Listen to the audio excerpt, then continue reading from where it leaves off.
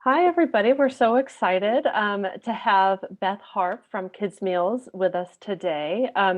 Kids Meals was the 2021 Impact 100 Houston Health and Wellness Award winner. So we're very excited to hear an update from Beth and to learn a little bit more about what the organization has going on. And with that, I'm going to just pass it over to Beth. Okay. Good afternoon, everybody. And I just want to thank you so much for this opportunity.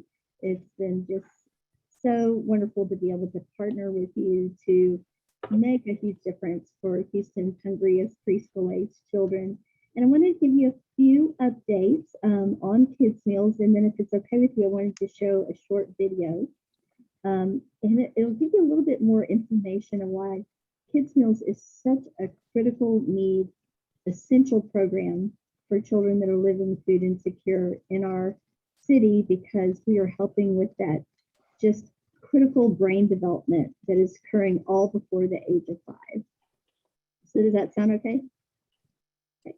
That sounds great. And then of course we'll have plenty of time for any questions or comments. So first of all, I wanted to let you know that your gift has been so impactful this summer.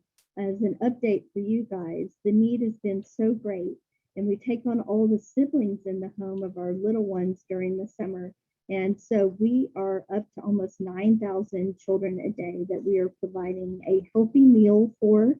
And as a reminder, that meal is prepared every day in our offices. And I know you guys are coming in August, so I'm really so excited to see you then.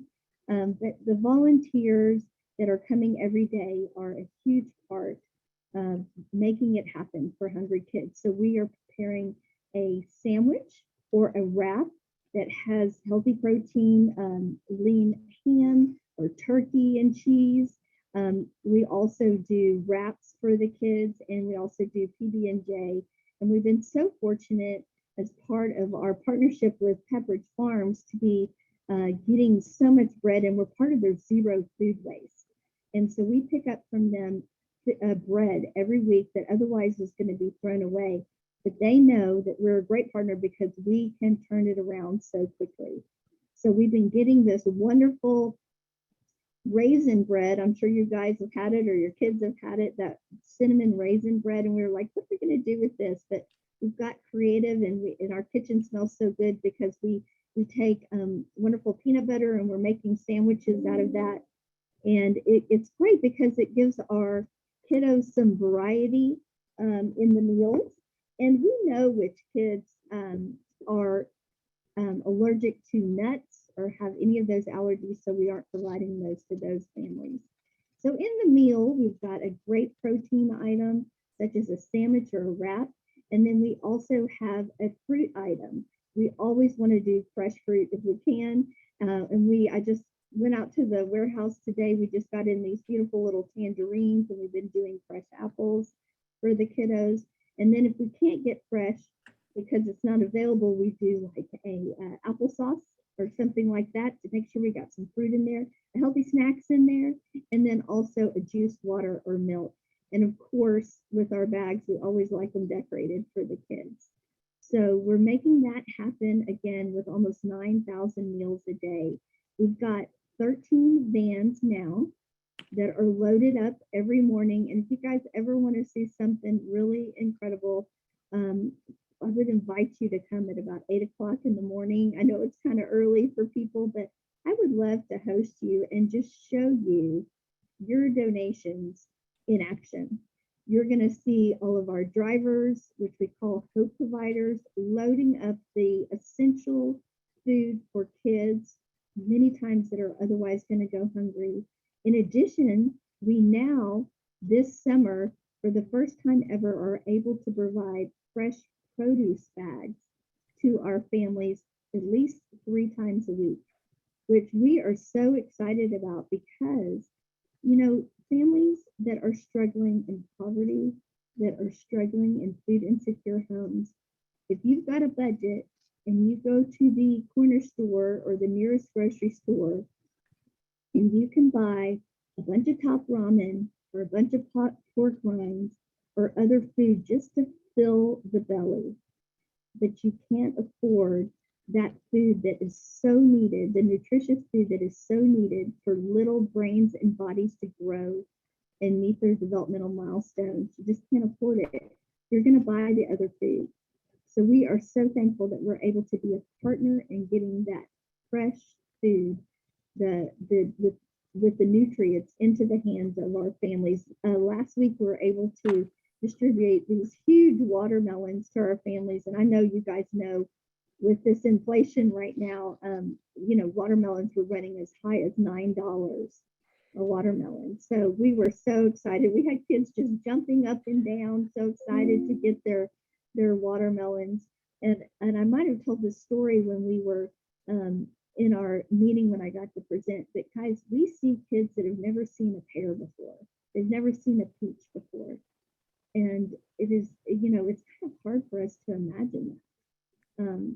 But it's a whole different world. And so we really want to be a partner in making sure that nutritious food is getting out, because what's going to happen is if these kids are not getting this critical nutrition, they are starting an average of 2 years behind in school. For preschool, if they're able to get in the low-income preschool programs, or for kindergarten. So they're already starting behind. And so we're committed to doing that. We also are having a milestone and wanted to thank you guys for being a part of it. Next week, July 21st, is our 16th year anniversary, or birthday as we call it, because we're all about kids. So we are going to be celebrating that in the last 16 years, we've distributed out more than 10.5 million meals to kids. And the goal this year is to be distributing out at least 1.7 million meals. And I'm sure that we're going to go over that, because what's happening in this inflationary environment is we are seeing the applications flood in. I was just talking with our operations director, and it's just, we were like, what's happening? Where are all these coming from? But it really is, families are really struggling. And in this type of environment where gas is so expensive and the food is so expensive, just the basic necessity, it hits our families the hardest. So we're thankful that we can be a part of helping be that relief. I want to see if anybody has any questions so far, and then I wanted to show a quick video. Any questions so far? Yes, I had a question. Sorry. Perfect. I know with other food providing organizations, they talk about the difference between donating, say, a can of peaches versus giving cash. Can you talk a little bit about how you leverage cash donations as opposed to in-kind donations, and what the value is for your organization to receive a cash donation? So that was a great question. Thank you for asking that. Because we are a very strong partner of the Houston Food Bank, and we have other food partners that I'm going to show you in a minute. We have 16 other food partners. We can leverage the cash donation, and we can buy food in bulk much, much cheaper than you and I can by going even to Walmart or Sam's or Costco. We can leverage that donation, and really, we can many times buy the food for a fourth of the cost what you and I would go to the grocery store and buy. And it's because we've developed these relationships over years and years with strong food partners, and they understand the impact of what we're doing and have given us lots of free food or food at really reduced prices. So it is a huge difference to receive the cash donation, but also we know that a lot of people like to give in-kind donations. They want to hold it in their hand and they want to give it, and we love that. We are so appreciative of that. So like right now, I don't know if any of you guys follow us on social media, but we have a big campaign going right now that's called the Summer Juice Box Challenge. You probably aren't going to believe this, but we're going to go through 588,000 juice boxes this summer to be able to feed all of our kids. So a lot of companies, organizations, even neighborhood groups, kids groups, We have some schools participating in this juice box challenge, and they are promoting it on social media within their networks. They're collecting the juice boxes, or they're going through a link that we send out where they can buy the juice boxes directly and they come to us palletized. And so a lot of people like to do that, and we give out fun prizes of recognition to different companies and organizations at the end of the summer. So a lot of people like to participate like that, and we really want to offer the variety of ways to participate to help feed hungry kids. Does that answer your question? One other thing that's wonderful is we have been selected to be a hub for the Houston Food Bank. And I don't know if anybody knows what that means, but because we do have warehouse space here, we can serve as a hub. So there's different organizations that serve different populations, if you will, that are closer to us than they are the food bank. So I was just out in the back a minute ago, and we have one group that does a food pantry for the elderly. We had a couple of churches that participate that do food pantries. We have even a YMCA that's down on 34th in the Garden Oaks area that participates. So they go on the food bank website and they order their items just like any other agency would. And they pay the food bank directly for the, just the processing and the shipping. And then it comes directly to us. And our staff is trained and they hold the items, they stage the items by agency, and then we help them load them up. And it's a great benefit to the food bank because they have so many agencies that they're supporting. They simply don't have room at their docks to be able to do it. So it's a benefit to the food bank, and it's a benefit to us because for that partnership, we can get a lot more free food for our families and our children, and we're able to procure food at really good prices. That's great. Beth, I have a question. You talked about the application process briefly, or you mentioned the application process. Can you talk about what that's like, what neighborhoods you're serving, how you're serving families versus the children that I know is really the heart of your mission? Okay, yes. And if you wouldn't mind, I'd love to share on that question. I'd love to share my screen and actually show you our map. Is that okay? Sure, that's great. Okay. So,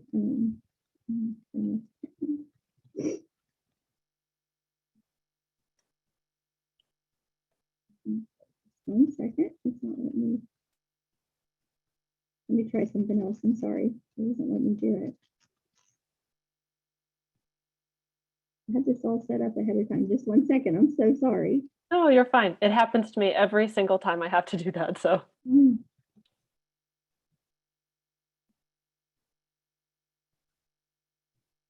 Okay.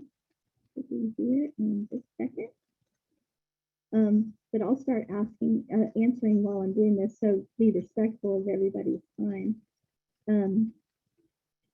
The application process is fairly simple for our clients. We actually are in neighborhoods that have been identified as the greatest need neighborhoods. Can everybody see my screen? Okay. Yes. You can see on this map, I'm going to make it a little bit bigger so that everybody can see. Okay, so we have identified those areas in our city and those zip codes where the poverty rate is highest and where the children are living most food insecure. And so you can even see some of the poverty rates on there. Some of them, are misleading. For example, I want to give you an idea. Like I live in 77055, which is Spring Branch, Spring Valley, and it says only 27% poverty rate. But there is a big disparity, like if you are going three major streets north versus, south. So sometimes the poverty rate is not going to show as high as it actually is in certain areas of these zip codes. So we work with Houston Complete Communities. We work with Harris Health to make sure we are in the areas very purposely where children and families are suffering the most from food insecurity. They're in food deserts. And another thing is that we are the only ones Monday through Friday that are boots on the ground. So we see it firsthand. And many times, those groups that I mentioned to you, Harris Health or Complete Communities, are reaching out to us to say, what are you seeing? Where's the greatest need? And so we are identifying those families again that are in the greatest need, and we invite them to apply. All of our drivers always have applications on hand and flyers that tell about our program. The application process is fairly simple. They fill out the one-page application that shows that they're at or below poverty level according to federal guidelines, or that their children were qualified for the National School Free Breakfast, Free Lunch program once they are of the age to be in kindergarten. And many times they can just show that by that they're on receiving other services such as WIC or SNAP. And then also the other requirement is that they have a child that is 5 or under in the home. And this is critical to our program because we know that 90% of the child's brain is going to develop all before the age of 5. And that is our focus. And so if those qualifications are met and they're in one of our service delivery zip codes, they are immediately added to our route. We've got this down to such a science now that if somebody applies within 24 hours, we can have them on our route. The other thing to note is if we are out in an area and one of our drivers is delivering to families and children, and a child or a parent come up that have not been on our services before and they want to apply, we don't turn away a hungry child. So we will provide them food for that day and take their application, and then we'll go back and do the verification. But a hungry kid walking up to a van with a bunch of food, we don't not feed them for that day. So, and when school's out, when any holiday, and then like in summer, we feed all the siblings in the home because you can't pull up in a van. You got a 2-year-old stand there and an 8 and 10-year-old stand there and not feed those children as well. So these are our zip codes that you see here. The zip codes that are striped are areas of focused growth for 2022. These are areas where we have identified where there are so many more children to serve in these areas, and we're just not, we're not where we need to be yet, as far as really getting in deeper into those communities and providing the service. So that was the very long answer to your short question. No, that's great. Thank you. Okay. So if it's okay, I'm going to show a quick video, and then you guys let me know if you have any other questions. And then I have a few more updates for you guys.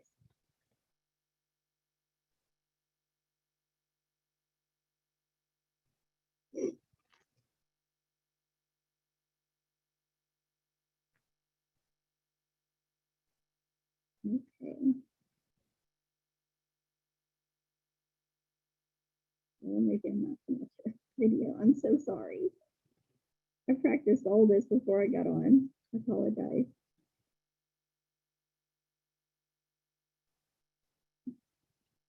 Okay.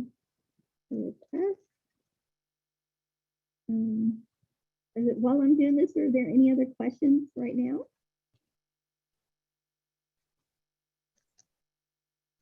Okay, I got it. Okay, this is from our website. In the first little video, it's only 3 minutes, I wanted to show you, and it shows you about why this basic nutrition is so critical for brain development and how Kids Meals is really making that happen. Imagine you are a builder. You have a perfect blueprint for a one-of-a-kind house, a place you can grow, learn, and explore. Build schedule tells you what must happen every day. Each step must be completed in a specific order. The build schedule is set. You begin pouring the foundation, but you don't have enough concrete. You have no choice but to pour the foundation anyway. The wood for framing arrives today, but you notice a few of the boards are missing. You keep building and follow the plan as best you can. Your roof has holes, the plumbing leaks, and the lights don't work.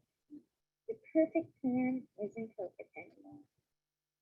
The child's brain grows in a similar way. gather to eat, the building blocks for development never arrive. Kids Meal's mission is to help our little builders by supplying the raw materials needed for their perfect blueprint to be completed.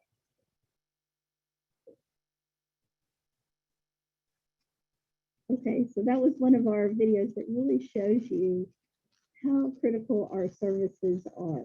Again, families are buying affordable foods. I don't know if you guys have heard that it's always said Americans are overfed and undernourished. And we see it all the time out on route. Even saw one of the moms that just was, the dad was working, he was doing the best he could, but he's a day worker. So, you know, he's hourly. And sometimes, you know, when it rains or something happens, he's in construction, he wasn't getting paid. She was so desperate, she went to the dollar store and they were putting soda in a bottle. She just simply didn't know better for the little 1.5-year-old.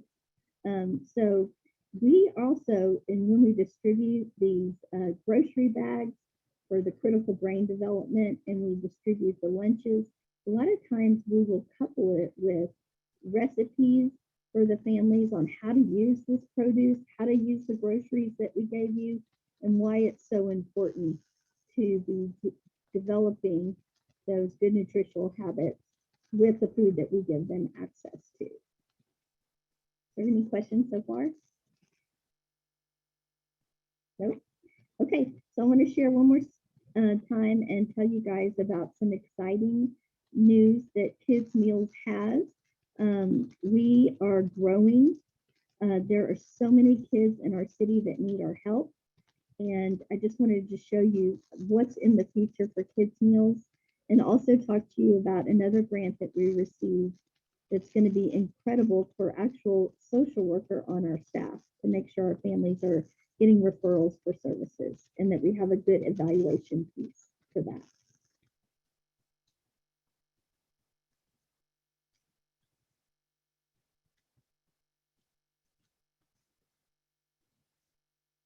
Okay. So I talked to you guys about where we're delivering, but right now, just so you know, we have 44 zip codes in Greater Houston and 11 routes, and it just continues, the need just continues to grow and grow. Unfortunately, in Harris County, all statistics point to that Harris County is #1 in our nation for food insecurity for children under 5. And I always say, you know, guys, we want to be #1 at a lot of things, but certainly not that. Pre-pandemic numbers show that there was 26,000 children in our city 5 and under living food insecure. So I'm going to go back to the beginning because just to show you that since COVID, we think that Harris County, according to all the statistics from Children at Risk, other Children's Defense Fund, we now know that there are about 50,000 kids living food insecure. So the problem seems so overwhelming that Kids Meals has been building a model for the last 16 years that we know works. And so we've set a big goal. We have set a goal to serve 26,000 children a day by 2031. And the good news is that when we first started with Kids Meals 16 years ago, we only had one route. And so we've learned very slowly how to build up and be sustainable. But we want to be a major player in the food insecurity space to really build better lives for our families and our children. So that is what we're doing. And we're having challenges doing it in our current space. So we have embarked on a capital campaign where we are going to be building our own building. I'm going to move to that and show you guys. This is a list of our food partners that I was mentioning to you before. And in scaling up and being able to serve 26,000 children a day by 2031, we knew we couldn't just rely on a couple food partners. So we've been building those over the years. These food partners are either providing free food to us or we're able to procure it at great prices. So I just wanted to give you guys an update. We have purchased property in Spring Branch. And are you guys familiar, anybody familiar with the Spring Branch area? Okay, so Spring Branch is mostly north of I-10 near the Memorial area. And where we have purchased land is 3 major streets north of I-10. And it's at Hammerly and Hollister. And who knew that there was 55 acres of raw land in the middle of our city? But through our board committee and several connections, we were able to find a piece of property. We purchased 5 acres within this 55-acre tract. This is so exciting because we knew we needed to find a space where that was accessible to our volunteers and a space that we were able to run all of our routes out of. We are building a 50,000 square foot building, and it is going to be purpose built. I'm so excited you guys are getting to come in August to see us and to volunteer again with us. But you know, right now we're in a leased facility, and we are just crammed in here, and all of our processes right now are really not as efficient as they can be. We don't have enough volunteer parking. We don't have enough space for food. We've even been at the place several times in the last couple of years where we have to turn away donations because we simply don't have the space for it. So we're so excited about this. We're working with Kirksey Architects. I don't know if anybody's familiar with them, but they donated the whole first design phases to us, and now they've come on as our architects. This is a snapshot of what the building's going to look like from the outside. We're all about the brown bag, full of nutrition for kids. So this is an art structure that it represents the brown bag. This isn't a fancy building. It's tilt wall with a lot of fun paint. And so because we're not about being fancy, we're about having a space to really be able to serve more children in our city. But we want to make it attractive because we simply don't exist without volunteers. And we need a place that is very accommodating for people to come and keep coming back, bringing their families and their friends and companies and foundations. This will be an aerial view. This beautiful area is actually required city detention, and we're just going to make it pretty with different grasses. Have any of you guys been out to the new Memorial Park, the Everglades? Have y'all walked it? Anybody been out there? Okay, you have. Okay, Jessica.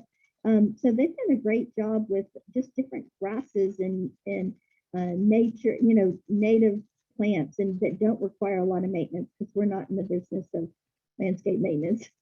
We're in the business of feeding children and making sure they don't go to bed hungry, but we want to make it an attractive, pretty place for people to be. If everything goes well, we'll break ground next year at this time and plan to be in the building in 3rd or 4th quarter of 2024.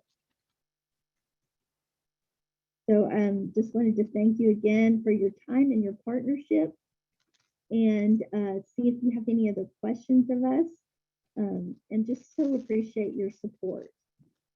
Beth, I have a couple of questions. I joined late, so I hope I'm not asking you something that you've already talked about. No. The first is I have volunteered at Kids Meals, and I was incredibly impressed with the operation, but I also walked away perplexed at how you could get 7,000 to 10,000 sandwiches and bags of food put together every single day. You know, we worked really hard and we were really proud of the hundreds of bags that we prepared, but that's, you know, just one small part of your daily quota. So how are you generating that many? And if your goal is to feed 26,000, how will you scale up to that? So that is a great question. So in addition to what you were doing that day, there are off-site partners that work with us. We have over 6 churches and 3 synagogues that work with us on a weekly or monthly basis that are, because they have a commercial kitchen, they're able to prepare the sandwiches or the wraps or even pack the full lunches. And then we have pickup and delivery drivers that go and pick those up, and they go straight back in the cooler. And that is a huge contributor to making sure that we have enough of those meals every day. Right now, your question about how we're going to scale up, it is so limited with our space. When we have the space, when we have that 50,000 square foot, a huge part of that is going to be the volunteer prep area. And that's going to be very accommodating for big groups. Right now, we have to turn away like big groups that want to come to us. Like, for example, we had Halliburton that wanted to bring a group of 150. Well, no, you've been here, so you see, we just can't fit 150 people, but we have so many groups that want to come with the big corporate groups, with big church groups, that right now we're having to turn away or take smaller groups because we're limited on space. The other thing that we do, and I don't know, were you working in the kitchen or were you working in the back? I've done both. Oh, you've done both. Okay. So the other thing that we do, especially on the weekends, is we are working on building what we call our shelf-stable meals. We have these they won't have a sandwich in them. They'll have a healthy protein like a tuna salad kit or a chicken salad kit, or even, I don't know if you guys ate these when you were little, but my granny used to feed them to me, the little Vienna sausages. Some sort of great protein will be in there, in addition to a shelf-stable fruit, like a squeezable fruit or a applesauce, and some sort of healthy snack that is shelf-stable, and a juice or a water. We're also building those together simultaneous in other parts of the building so that we have all that ready. But really, our off-site partners are incredible, and they're helping close the gap for us. We also have Junior League that's coming at least 2 nights a week in the evenings. And so they get here at 6. I meet them here at 6 on Monday, Wednesday nights, and many times they come on the weekends too, with different groups that may need their hours. And that is a huge help. Like a Monday and Wednesday night, we had 15 to 20 Junior League volunteers in the kitchen for 2 to 3 hours, closing the gap on those sandwiches, on the making the healthy snacks, and putting together the lunches. Thank you. So my other question is, what can we do as concerned Houstonians to try to not only to support kids meals, we've talked about that, but kind of stepping back, what can we do to stem this rising tide of food insecurity? Surely there are things we could be advocating for or supporting to try to, you talked about the numbers just keep growing. Like, it's great that Kids Meals is feeding kids. That's a short-term solution, but what's the long-term solution? I think really the long-term solution is doing just what we're doing and many other agencies are doing. Is we are the emergency food relief, but we don't just want to be the handout. We want to be the handout. So we call our drivers hope providers. They are trained in partnership with Texas Children's Hospital to be trained on an app called findhelp.org. And so our drivers are out Monday through Friday. This app is incredible. It's got a listing of all services provided in and around the city that help people pull themselves up. For example, job training, ESL classes, computer training, any types of therapies that are needed.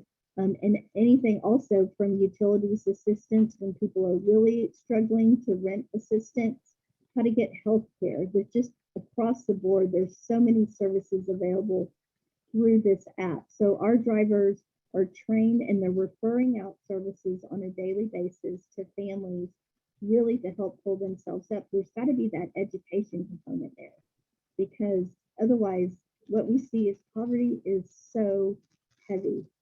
It is so just depressing, and many times there's not any hope, and it's been generational.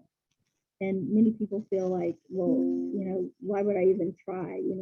My parents didn't get out of it. So just instilling that hope in children and families by referring out other services and letting them know that we're there as a resource, I think is a great way to really help solve the problem. The other thing is with generational poverty, you see that kids that are starting school so much far behind because they haven't had the basic nutrition is so key. But the other thing that's happening is we see kids that haven't ever held a book before. And so we are starting young with the kiddos. We're partnering with 3 different literacy organizations and distributing out books and educational materials at least 6 times a year from each group. We also work with Children's Museum and the Museum of Natural Science and NASA in distributing STEM materials to kids. And all this coupled with the constant, hope that we're providing through connecting families with resources, I think is a great way to be really helping families pull themselves up, because like you said, we are first and foremost the emergency food relief, but we really want to come alongside our clients as a partner in helping them build a better life for their families. So one major thing we've done recently, almost forgot to mention, this is huge. We partnered with Frost Bank and another bank as well. And we are now offering quarterly financial literacy classes for our clients. So they are offered here in person in our conference room, and they will come for a series of 6 classes. And then we also offer it, we live stream it for those that can't get there if they don't have daycare. And Frost interacts with the clients, and we start from the basics. What is a checking account? What is a savings account? Why is it important for me to save my money for, a later time to be ready for emergencies? One thing we saw when a lot of the families were getting the big the relief checks, the COVID checks, so many families had never had that much money before.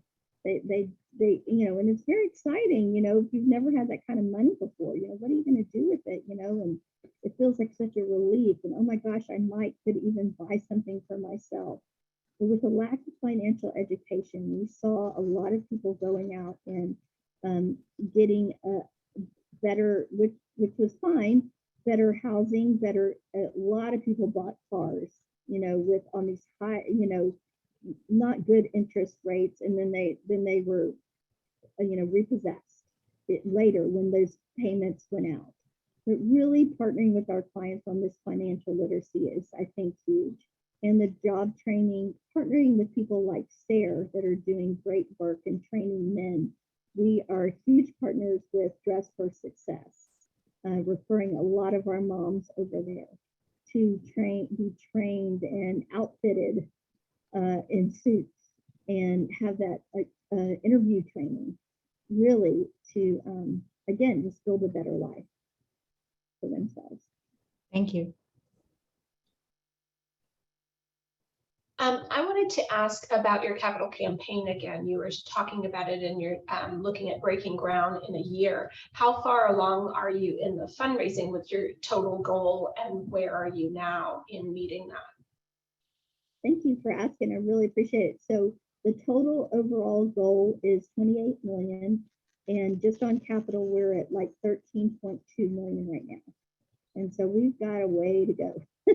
But we have been so grateful to have the support of the major foundations, which lends a lot of credibility to the project that they would put their name on it. So Brown Foundation has come in, Poland Foundation has come in, Fondren Foundation, the Moran Foundation, and then we've been so blessed with 100% participation from our board, and people just really understanding that this is a game changer for so many families to have this resource.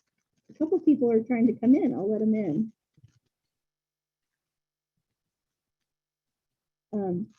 But so we're at about 13.2 million right now, and to break ground this time next year, we want to be fiscally responsible, and we want to have at least 80% of the construction goal.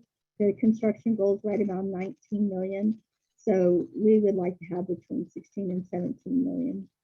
We want this to be a sustainable project that's going to be a real gift for families for decades. And then I don't know how many people are coming out during our volunteer time in August, but is there something for those who can't come that they might be able to do? Like you talked a little bit about providing books or, things like that. Is there something that we could collect from our membership to deliver if they can't come? Absolutely. So we have a volunteer from home program with several different options. People can collect the items for the lunches and decorate the bags and build those shelf-stable lunches right from wherever they are. We have a lot of companies that do it, as well as individuals that do it from home. So that's a great option. If you have a particular interest in literacy, our kiddos can always use books. We've been trying to focus on really getting books or workbooks or fun activity books centered around STEM activities, because that's so important to start planting those seeds. So that's another option. Another fun option, if people want to involve their kids or they just want a little art therapy, you know, those decorated bags are such a big deal. It sounds like, oh, that's, what's the big deal? But again, I just want to go back and emphasize that, many of these neighborhoods we go into, the trailer parks, the apartment complexes, it's just so heavy, and there's just no hope. And a person pulling up in a van, a colorful van with a smile on their face and a decorated bag that somebody took the time to really create something fun for a child, it just makes all the difference in the world. We've seen individuals and companies and organizations now even doing, funny little jokes or activities on there, or little puzzles. I mean, they can even print them out off the internet and put them on there. Just something fun, and to give a child a little smile for the day. That's huge. And then also, we still have our Juice Box Challenge going on through the end of the summer. If people want to do that, then I can connect you with Chris Nelson on our staff that is organizing that. Good. And then one other thing, I've been out to volunteer as well. I've done an afternoon shift. We were packing the shelf stable components of the lunches. And then I've come in the morning once and helped load the vans. And thank you. I might have missed it, but I was very impressed that y'all were delivering gallons of milk to families as well, because that is such a huge component. Like you were saying, families don't really know, and it's easier to buy a soda than it is a gallon of milk. It's shelf-stable and things like that, but it's so much more important for these kids as they're developing to have something like milk in their nutrition, in their diet. So I was very impressed that was a component. It wasn't something that I really thought that you did. So it was great to learn about. I really love that. I'm so glad you brought that up. That's all part of our partnership by being a hub for the Houston Food Bank. So because we're serving in that way, we have access to order extra items like that make a huge difference for the families. And every time the ordering portal opens for the food bank, we are on there, and we are trying to, get everything we can for families. You mentioned the milk. Last week we were so fortunate that we got a couple of big, huge pallets of eggs, and we don't typically get that at all. So we're able to get it in the big cooler right away, and then get it right out, or have it come. We also have a walk-in opportunity for families that aren't in our zip codes or that are working when we're delivering, and they can come pick up for the week. And so we will be able to do the milk and eggs and other items like that right out through our walk-in. Beth, I have a couple questions. Okay. You said right now y'all are serving around 9,000 a day during the summer.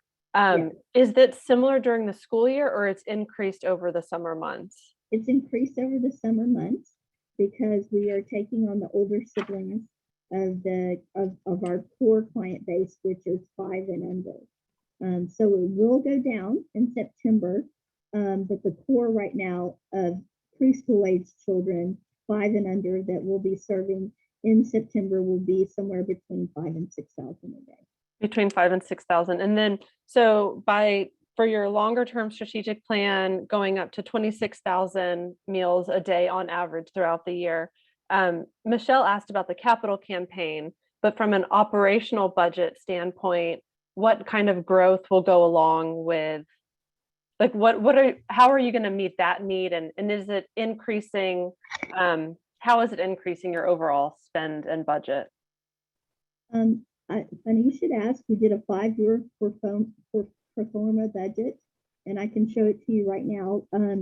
What we have done is we keep trying to work with organizations like yours, many others, foundations, corporations, and really scaling up that operational support. We have been able to fund it year over year privately. However, we have now been invited through the city and the county to give proposals for funding through the city and the county, as well as the state Texas Agricultural Department. And that's how the food bank, Baker Ripley, many of the other larger organizations in this city have been able to scale up. It's having that strong base of private funding, but also coupling it with some government funding. We've never had government funding before, but now we've been forming those relationships and actually have been invited to apply. And the mayor has come on our honorary cabinet for the Building Hope campaign. That's what we call our campaign for building the building. He has come on and has come on as a huge supporter. And we now have the support of many of the city council members that have been coming through here and touring, and they understand the importance of what we're doing for food insecurity. So I feel like I know that's a real option as we continue to grow the program. But I can send you, I don't know how we are on time. I see we have about 15 minutes left.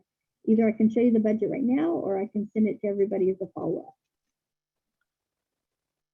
If you want to send it as a follow-up, if you don't mind, I mean, whatever's easier. We are okay on time, but I also don't want to put you on the spot, and I appreciate. No, I have it. I'm ready. I'm ready with it. One other quick update I wanted to give you guys that is so exciting for kids meals and so many families in the Houston area is we through Cigna were able to secure grants to have our first ever social worker / PACE worker on our staff. And this is what we submitted to you guys for next time to help continue that support. But and then we'll also have a community health worker on our staff. So I mentioned to you that we're referring out those services on a daily basis with our Hope providers. But this will be a licensed social worker on our staff that will be handling case management for those families that we identify that are most in need and willing to work with us to really be able to have service referrals sent to them and really follow up and do an evaluation piece. So this grant is in partnership with Texas Children's Hospital and Baylor College of Medicine. And I'll tell you what, we're so thankful for that because we are not social workers over here. We are dedicated, passionate people that are committed to helping children. But to have that kind of support, they're going to help us with everything from hiring the right people to supervising and overseeing the program and putting together a thorough evaluation piece where we'll be able to look, in a 6-month time, this is, one family, and then these were their challenges that they had at a particular time.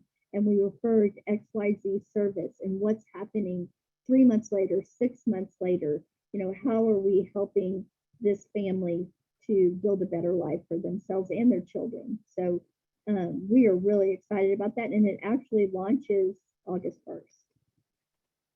So the evaluation will be around referral services and how it's sort of packaged together with your core services. Is that? Yes, and really the results. Like if we referred, mom for Dress for Success, and we got her set up there, and we got her ESL training, and we did, XYZ. How does this look 3 months later? How does this look 6 months later? What is the difference in the home? And then also what other services can we provide for the children? Or one huge issue we see that is a huge barrier for people in working is reliable, affordable, safe daycare. So in this process, we're going to be working very closely with those that can refer those out, like, for example, Collaborative for Children, and trying to find daycare options, preschool options, the best options to help families get to work. That's very exciting. I'm excited to hear the results. Yeah, me too. That's great. That's great. So, does anybody have any other questions?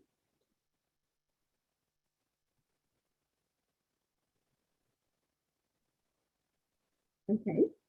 All right. Well, if anybody has any individual questions, I think my email was on the invite. I would love to, visit with you if you want to know anything else about Kids Meals, and just thank you for your partnership in this. And I thank you to those that have been here and volunteered firsthand and seen our work. So somebody else is coming in. Well, Beth, thank you so much for taking time to talk to us today, and for all of the work that you're doing every day to make our community stronger, and to start that by just feeding kids that really need it. So thank you. Okay, well, thank you guys.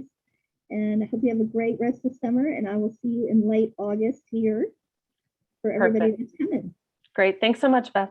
All right, take Thank care. you. Bye-bye. Bye-bye.